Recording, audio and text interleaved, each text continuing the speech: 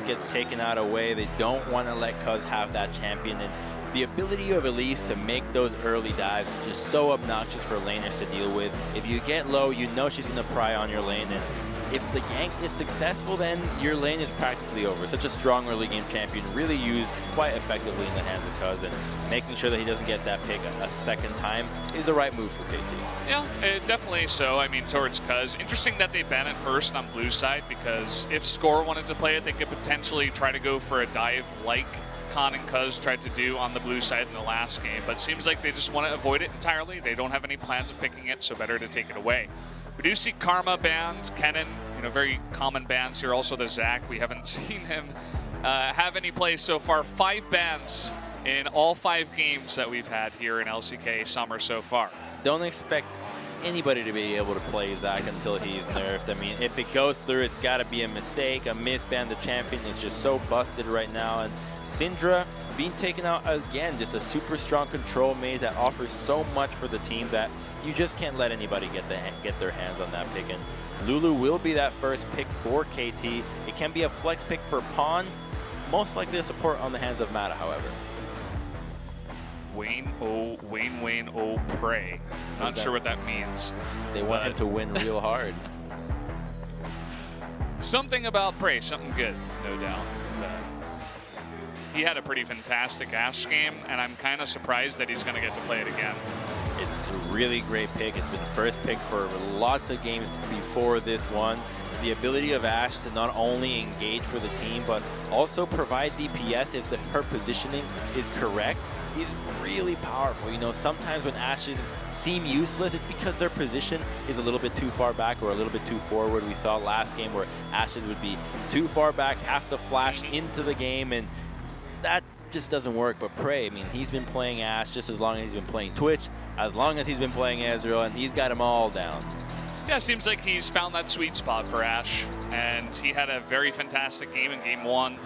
Again, surprised that he was just able to be handed it over.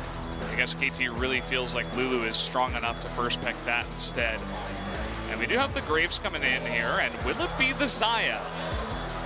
It gets hovered over, and we haven't seen anybody troll us with a hover, so it will be the Xayah get locked in. And that could be Xayah, Lulu in the bottom lane. Lots of CC and lots of nuisance for trying to kill that champion when she can move extra fast and then get out of trouble, not only with her ultimate, but with the wild growth coming out of Lulu. Hovering the Thresh now is Longju. It definitely adds a lot of CC if you're looking to burst someone specifically. Would have to guess that would be Lulu. That's who you want to go on to, because if you get deft on the Xayah, you can be easily wild growth to survive until he himself could ult and eventually get away being untargetable. But definitely a lot of CC down in the bot lane. It looks like Prey and Gorilla want to go aggressive again. Every time you have Ashe and Thresh, you know there's going to be action happening, and Lee Sin to add to the mix. When that level 6 hits against a squishy tank in the bottom lane, or a squishy lineup in the bottom lane, it's always just begging for kills. And Fiora does get banned once again, but this time it's going to be against Khan. Interesting. Giving him a lot of credit to play those carries top already. Well, they do have that counter pick, and they don't want to let Khan get counter pick for a top lane if KT chooses to go for a tank in the top lane. So getting rid of the pick already, not a huge deal. It makes a lot of sense, and you can even blind Fiora at this stage of the game. The Doran shield is so obnoxious to try to deal with early on that you can really get by that early stages where it's usually her most exploitable phase. A little bit slow on the bans for the 5th bans for both of these teams. Rumble into Taliyah. So giving Smeb credit for the Rumble top. They don't want to hand that over. BDD, he looks pretty good on the control mage of Orianna, so I'm sure they will give him credit for playing Taliyah as well. Exactly, and the Taliyah just would be so synergistic with what Longju have crafted so far with Ashe, Lee Sin, and Thresh. It just means pour everything into the bottom lane, but instead, they're just going to give Khan that Jarvan once more. Oh, no. Orianna once more for BDD, and he had a great game on it. You can easily blind this champion, and against short-range champions such as what KT have so far without any engage, it's going to be quite difficult to get onto this pick. Yeah. Definitely like this instead. You give Khan that counter pick, as you were saying. And will KT actually pick up the Galio this time? will be the first time we see it here in LCK Summer on the first day, and Smeb will be playing that Galio. But they still don't have anybody that can really get into the mix to allow Galio to hit the backline the way he's supposed to. So this last pick might just have to be something along those lines. Maybe even an Ari that would make some sense, and it will be a Fizz. So great idea there. You need somebody to dive the backline, and if a Fizz has damage reduction and is in your backline, that's going to be a pain in the ass to deal with. That's such a huge nuisance. I hate when Fizzes just stomp all over your team. Is Pawn the guy to do it? I mean, he's more so known for those control mages sticking back, playing more of a solid backline mid laner, but on the Fizz this time, he's going to have to show up big. I feel like Pawn's the kind of player that you wonder, can he do it? And somehow he does what nobody thinks he can do. He's just a quiet, reserved mid laner that somehow shows up when you need him to. And it is a game one. It is opening up the entire season, so there could still be some jitters, some nerves, some lack of understanding of the patch or the meta. So you can always give these teams a little bit of leeway if they make mistakes or trip over themselves early on. It's an interesting arm motion that Smeb just made there. He's like, hey guys, let's cook up a bunch of stew. Or he's like, hey guys, let's really stir up the game. I don't really know exactly what he's trying to say, but definitely have some opportunities to do stuff like that, to go really, really deep with the Fizz Galio.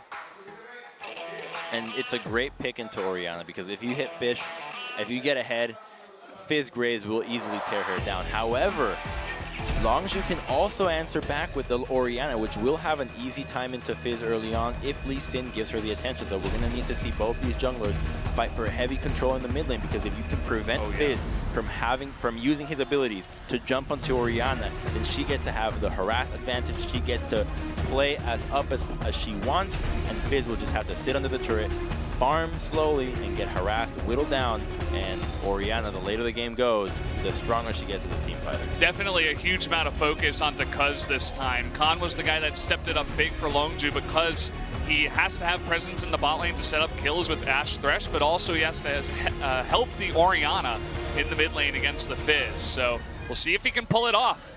Or will the more veteran style of the KT roster lineup pull through for game number 2? Let's jump into the Rift and find out.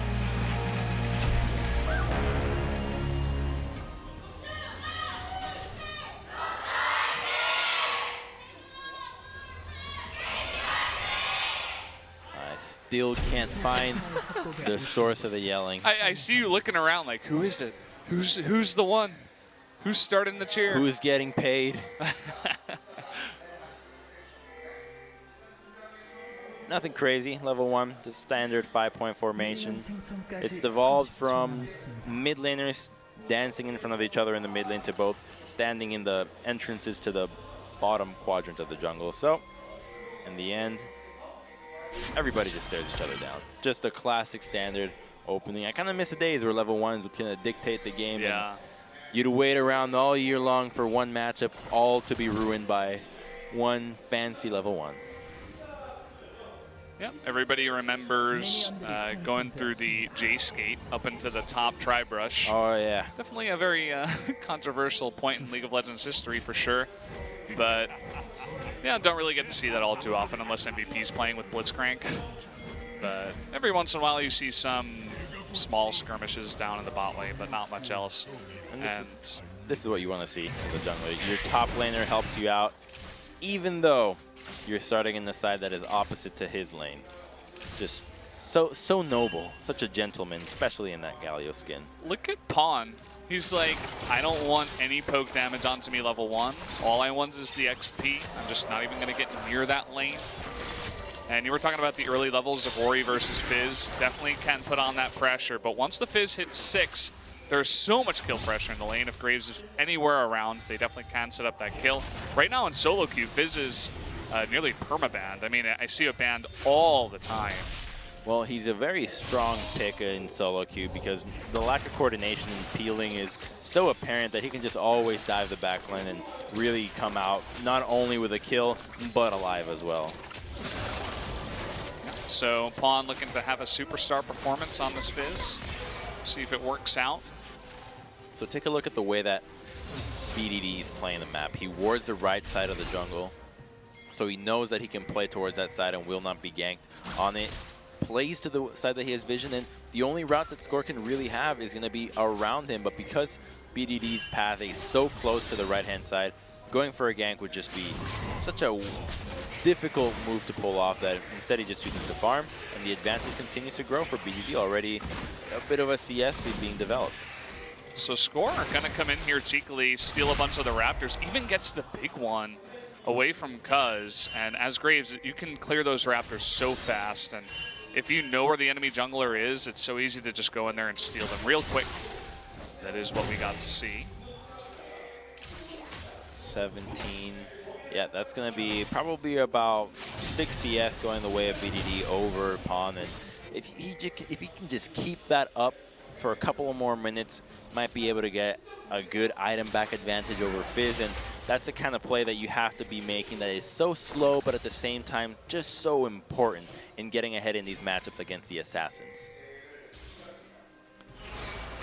Seems like Pawn isn't doing all too bad in terms of sticking around in lane. He still has 2 charges of the Corrupting Pot. Seems like he's playing it very passive, but still picking up a decent amount of CS given the matchup here. Meantime, Score plays around that pressure, will be going towards the bottom side, securing that Scuttle Crab.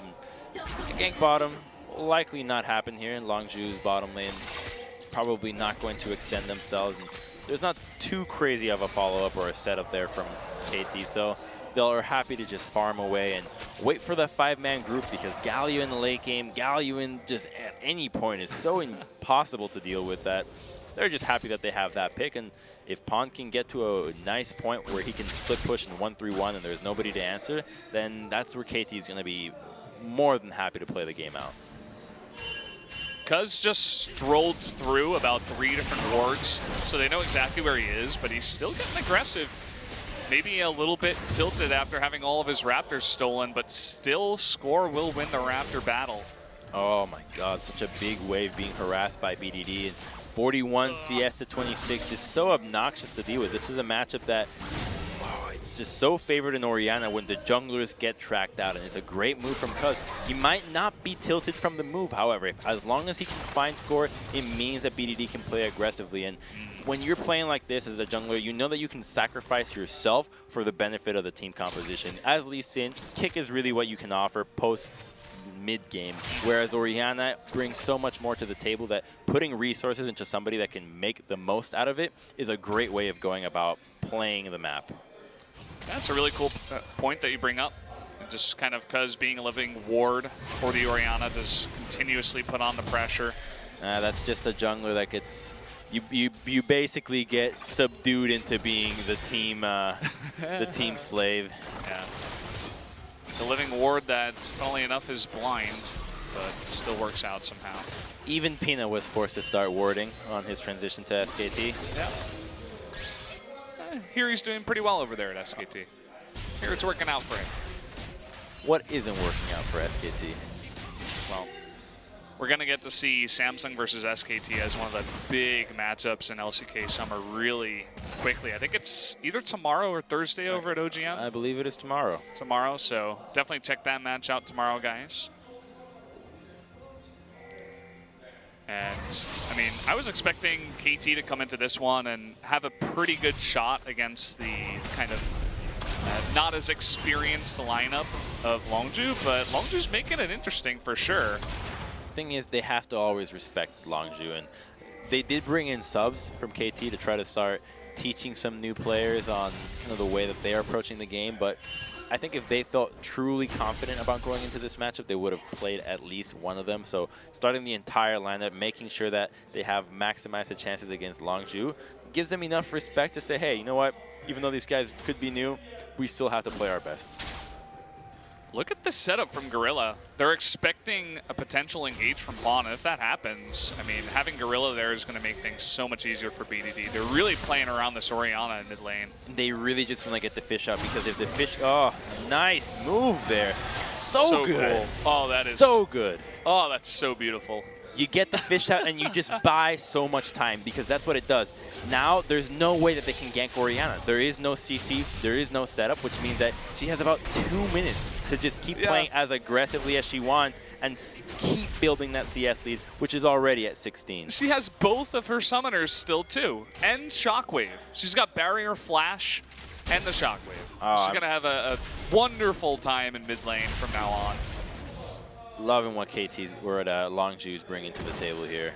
They're trying to go for a counter invade, but Smeb does have too much pressure in the top side. The Galio matchup a little bit better than the Gragas for Smeb here, and Khan will have to base here. Might have to burn his teleport to get back into the lane. Oh. It's kind of funny to see Galio doing so much damage, but triple Doran's Ring, and he just does a lot of damage just on the base damage from all of his abilities. And having that extra AP, you can see that damage. Oh man, they use the ultimate here on the Xayah just to avoid the hook. Oh, and they're going to set this up onto Pawn. He just disappears as the Shockwave will pick up first blood for BDD in the mid lane. And the matchup is just played so well by Longju. I'm so impressed by the way that they're playing around mid lane, understanding the spikes that Fizz wants to look for, the times where he wants to play aggressive, and having not only the vision, but the body vision accordingly. Longju sending the jungler over, sending the support, making sure that BDD gets the start that he wants, and he'll get to a point where Fizz is just going to be very useless and will not be able to 1v1 Orianna in the side lane. It's giving me chills just thinking about it. I mean, they saw the composition from KT, they saw what they were going to play around, and they're just dominating them at every single place here. I mean, Pawnee tries to go on in, and he just gets destroyed. And that's the thing, he doesn't have Chum the Waters. That was the play that Gorilla came into the mid lane to make sure that he didn't have it. And Pawn really just trying to make something happen, uses his playful Trickster instead to engage. And when you blow your only defense to get into the fight, then you're most certainly going to be taken out for a 1-for-1 at the very least. Motto wanted to deny that recall from Cuz. Does get hooked, but doesn't seem like Longju's confident to engage there. Oh, Khan. Oh, that goes over to Smeb. That's risky. And he's in a really awkward spot. Some of the Waters does miss. Oh, so and here comes BDD. No knock-up onto Smeb, but they're still fighting here. Again, Fizz is pretty useless at this point. Will use the blasting plant to get away. And actually, Longju will just back off. A pretty safe play. They win the trade, and they want to return to mid lane. And they buy some time for Longju in the top side because Galio is now forced to recall, and Jarvan can just go straight to the top lane, start pushing this wave again, and deny a little bit of CS on their way there. Khan, immense focus in the booth. Staying even with the Galio top. Now, some action perhaps going into the mid lane, Orianna and Thresh, or Lulu and Thresh being in the bottom side, waiting around for something to happen in the mid lane. And Lulu gets spotted out. Nothing happens, just Wingy's out. Pawnee's just desperately trying to get any farm, and he loses half his health from one combo of Orianna. 74 CS to 103, 1 level advantage, still no Chum the Waters. Will have to most likely burn TP to get back into the lane, and things are looking really good for Longju this time around. If they can use this advantage to get a Mountain Dragon out of all things as the first dragon, then if they can continue laning this well into mid lane, BDD will be able to take down that turret by himself. I just love the way they played around that mid lane, just knowing exactly what KT was going to do, and essentially putting all of the resources into making sure that the Orianna just totally destroyed that matchup. Now KT, they're looking to set up their own little play here. Looks like BDD was just coming over here to pick up the blue, but because he did rotate down to the blue, Score and Smeb were not able to set up the pick. BDD also still has his flash and barrier, so. And BDD is going to be going for a Banshee's Veil as a first item. And if you're Fizz, how the hell do you engage onto Orianna now? Your fish is not going to catch on. You're going to open up with a playful Trickster again. It's a really intelligent itemization here for BDD, and I don't see what Pawn's going to be able to do here. Another Chum the Waters does miss. I mean, that's supposed to be used to pick up kills. Right now, he's just missing. And, oh, that was cute, but at the same time, in comes Khan. And, well, you're not going to get away from that after you used all of your cooldowns. So, again, Longju just feeding on the fish in the mid lane. poor Pawn having one of those patented Pawn games. Sometimes they're amazing, sometimes they're not so amazing. And this time around, falling behind 40 CS, and that's going to be the tier 1 mid lane being taken out. And Longju poised for greatness in this game. First brick going down to BDD. They're going to share it with Cuz, too. They don't even give all the money over to BDD. Maybe, you know, Cuz being that living ward, it pays off. Now we have a fight in the bot lane. There's the root onto Gorilla, but the heal will get him to safety. Both Deft and Motto were pretty low after all that and didn't want to stick around. Deceptive timing on Zaya's ultimate there on when she comes down, and so the hook does go wide. Perhaps if it connected, a heal might have been prompted from KT, but instead, Prey does burn his own to get Gorilla out of that situation, but not much else. A heal, not such a big deal. Now they can prepare for that Mountain Dragon. If this team recalls now, if you let the recall go through, this Dragon could be Longju's. Looks like Prey denied Def's recall there. Motto was smart enough to go back to the turret, recall. Prey will recall himself now. No action at the Dragon just yet. I like what Longju's doing here first. They know that the people recall. They're clearing out the vision, making sure that they can see what's going on. And even Khan is making his way down towards the mid lane to be as close as possible to any reaction that might be prompted by KT trying to stop this Dragon. Seems like KT just going to give that one up. They are really looking to make a play onto Khan. Smeb did have his flash taunt, but they do not want to commit. And this means finally we have a Herald play. Herald's being taken out, and there's nobody here to contest. Junglers can solo this out. He doesn't do much damage. You just got to dodge the abilities. Yeah. It's not that hard. Especially when you're Graves. Yeah. Use that dash to hit her right in the eye. Poor girl. Oh my god. Hit her in the back eye. Yeah. I don't know what you're talking about, Crumbs. No, never heard anything like that. Literally, just take it as literally as it was meant to be said. He is hitting her in her back eye. Yeah, that's what scores do. Able to pick up that Rift Herald.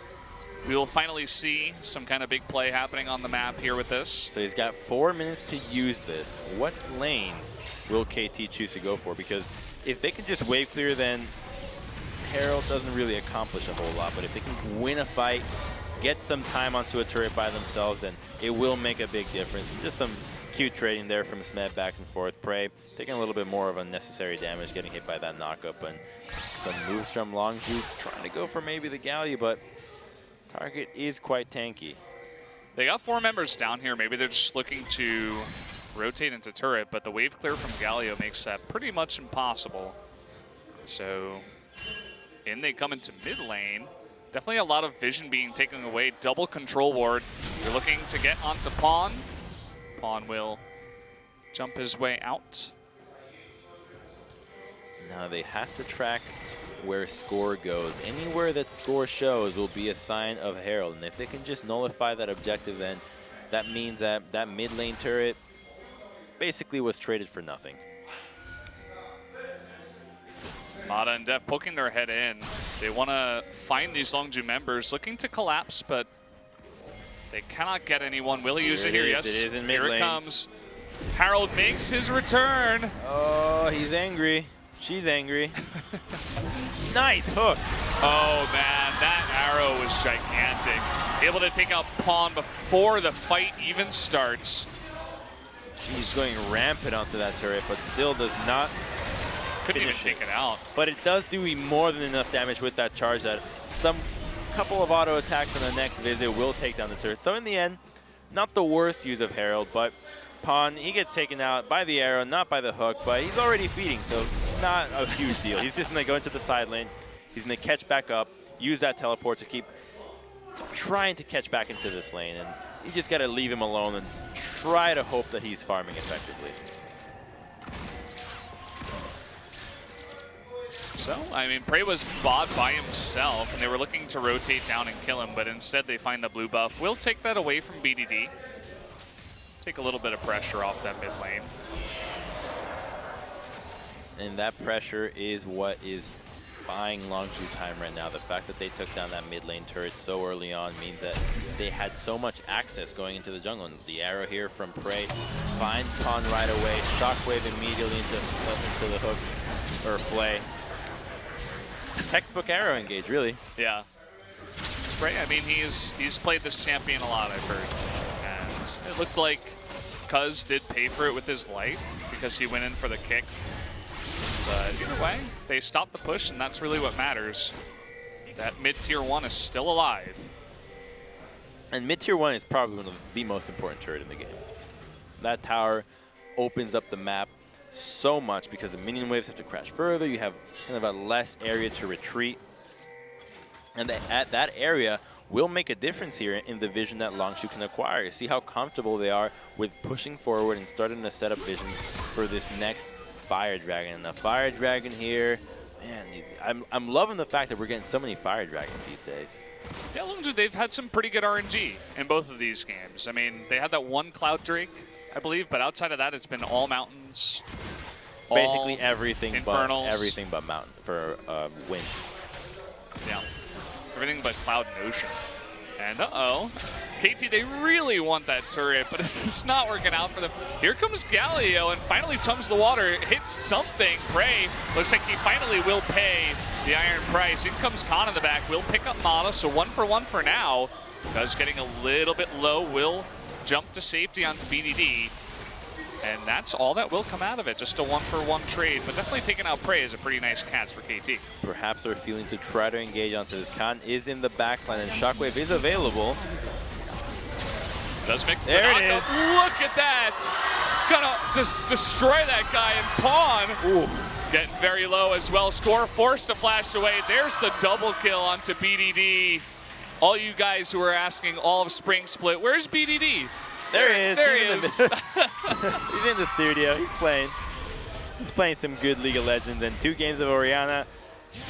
Literally the most, I'd say probably the best mid laner, Orianna. She's just so standard. She really teaches you all the fundamentals you need to know about League of Legends. And here, the Blade of the Ruined King onto the blue Ruin. It's a great flash fish from Prey, but as soon as that kill goes through, they keep trying to go for more, but every ultimate got blown from the get-go, and they still greed out. They're trying to go for more. They feel desperate. They know they're behind, even though the gold is only about 2K difference. And Longzhu looks low. Like, a lot of their members are low, and Deft and Pawn are full health, so it's like, oh, okay, we can take out this turret, but they weren't expecting come from behind. The perfect shockwave here. BDD, he doesn't have to have full health to make that happen. You always have to count the ultimates if they're still available in any fight. And so they did not account for Orianna still having Shockwave and easily cleans up everybody else. And as a result, Longzhu get a Fire Dragon under the belt, and Fire and Mountain adding up to themselves means that they're poised to make some great moves around Baron in the next couple of minutes. Looking so good. I feel like the only mistake we've really seen from this Longzhu side in this game was Prey not flashing the Fizz ultimate. He flashed afterwards, but outside of that, I mean, he still opened up that fight to happen and did pick up the kill. Did go positively for Longzhu anyway. However, KT does have the saving grace that they get to play the great 1-3-1 with Galio and Fizz, and even though the 3-man unit in the mid lane is not that crazily effective, they do have 2 teleports available to none from Longzhu. So if they're looking to make any moves to try to come back into this game, it's got to be now. The double teleport can be used so well to outnumber anybody, and it would be disappointing to not see them pull the trigger on it. Longzhu not confident to take that trade. The immediate disengage. And we're getting a good look at bottom right now. I saw them trading a lot, and you can see the power of Galio. Takes those good trades, really draws Jarvan to very low on his mana, makes it hard for him to constantly wave clear against that push of Galio. And it's because Jarvan has not gone with any magic resistance right now. He got far ahead in the laning phase that he just was comfortable buying full damage, and he's just going to get taken down real easily here. Oh, he tries to get away there, but not quite. Oh. So much damage coming out here. Meanwhile, Mata picks up a kill. Looks like there was some action in mid, but no kills happen. So you know that when you're getting dove by a Graves into the turret, you can actually dance around the entire turret and he can't actually hit you. So perhaps a better choice would have not been to drop the Cataclysm and try to keep anybody trapped because the aggro was on Smed, but to dance around the turret and try to slow down the damage. CP is out, gets canceled though. Oh no, it does not. Yeah, it's coming through. Cuz is actually too far away to finish that Q.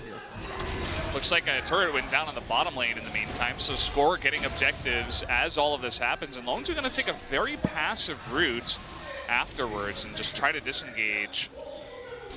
No kill on Japan, and they lose a turret for it, so KT making a case for them to come back into this game.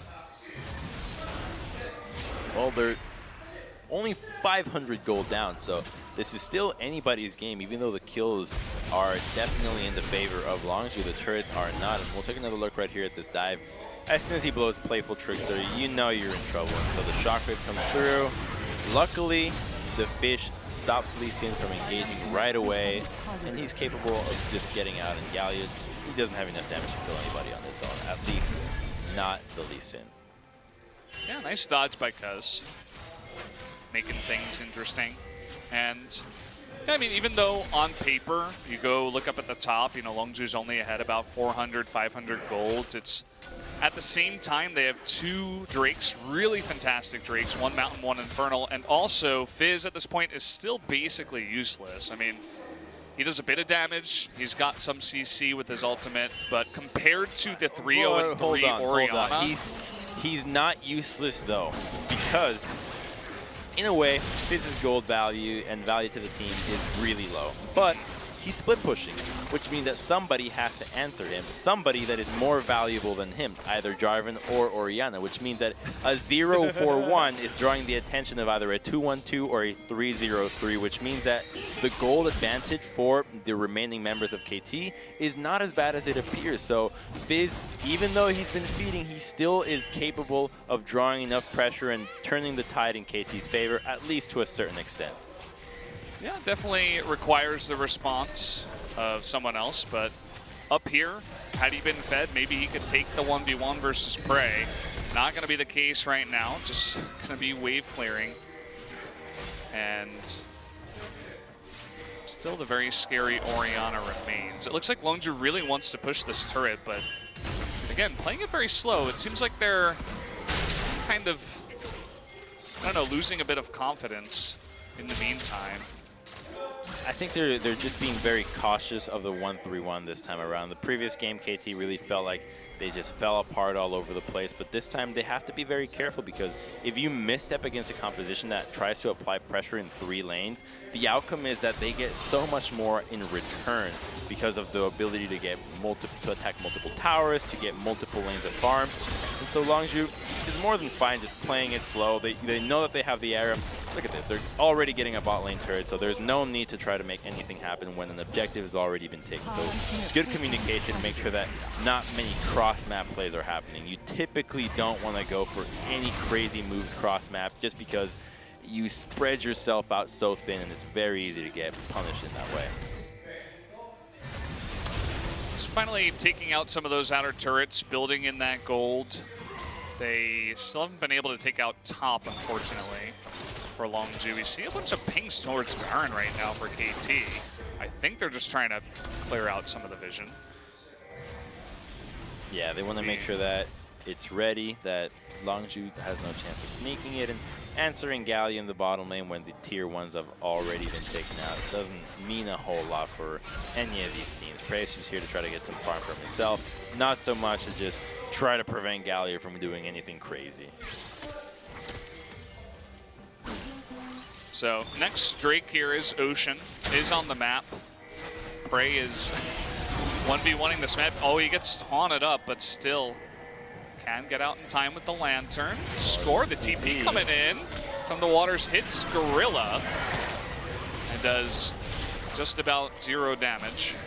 But they were looking for that engage. Longzhu is able to group up fast enough as a team And now they're looking for the counter engage. They're on the chase. Very cautiously once again. They're going to get on to score. The arrow actually hits Galio here. And Khan going super deep. There's the shockwave to line that up, and down goes Deft.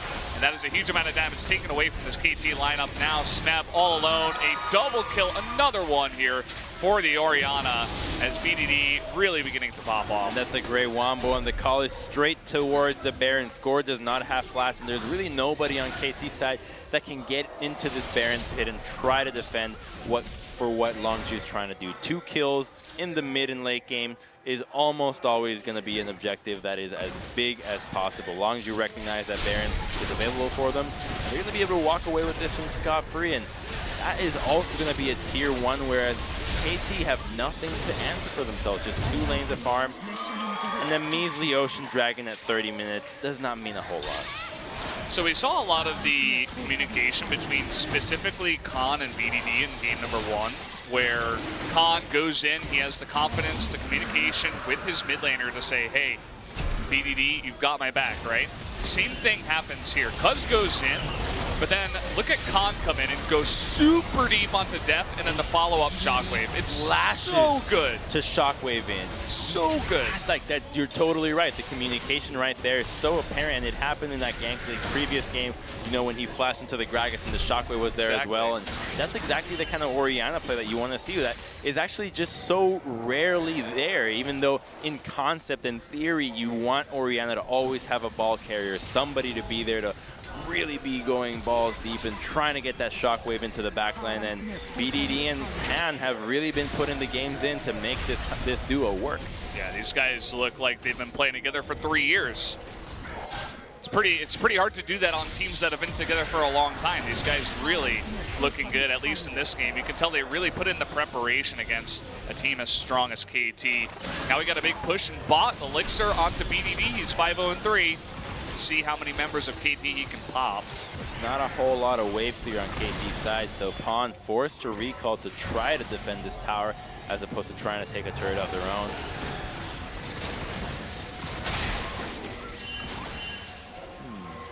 You know, I think I would have rather have seen Pawn stay in the top side and try to trade an objective. Try to get something in return here. While the inhibitor can stall out, yeah, it's a question. It's hard. It's a difficult choice because if the defense is confident, they can call out Pawn to stay.